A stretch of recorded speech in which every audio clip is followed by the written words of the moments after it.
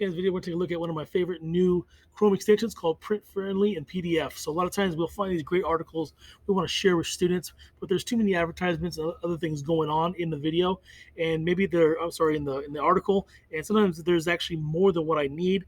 This allows you to get rid of certain things, and it limits the the articles and things that you don't want, and then you can download that as a PDF version that could be easily shared with students on Google Classroom for any kind of activity you may want to use it for. So let's take a look here. If you go to the Chrome Web Store and search for Print Friendly and PDF, you'll find it in the Chrome Web Store. Make sure you would click Add to Chrome. I've already done it. That's why it's telling me to remove, and it shows up right up here with all my other extensions in the Chrome browser. If you don't see it, if you do it and if you have it on there and you don't see it, remember you have this button right here, this little puzzle piece where you can pin all your certain extensions to your Chrome browser. So if you've already done it and it's not appearing there, check in here and you click the little pin to make sure it appears up here. So let's go and take a look at how this works. So if I was going to share this article here about the late Chadwick Boseman with students, you look here, there's a lot of things going on here, stuff that I probably don't want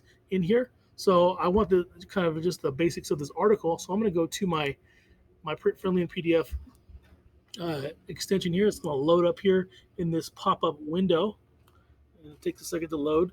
And as you notice that the a lot of the most of the ads have been disappearing. So here's one here that did disappear. I don't want this. So if I hover over it, I can trash can it and it's gone. I go over here and say maybe I don't want this one here, this image, for whatever reason I don't want it in there. I can trash can it. Keep on going, looking down through here. Like, well, here's a part of the articles that I don't want in there, and it gets rid of it. There we go. Keep on looking through here, double checking, make sure it has what I want. I know I want most of the stuff here, and as you can see there, it's virtually zero ads there that could be distracting to kids. So when I'm done, I figure out this is what I want. I simply click right here. PDF, and you notice right here it gives you a link back to the original file as well. That's also very useful. So if I go to PDF, and it's going to go ahead and load. It's going to create my PDF for me. And when it's done loading, I'll be able to download this PDF.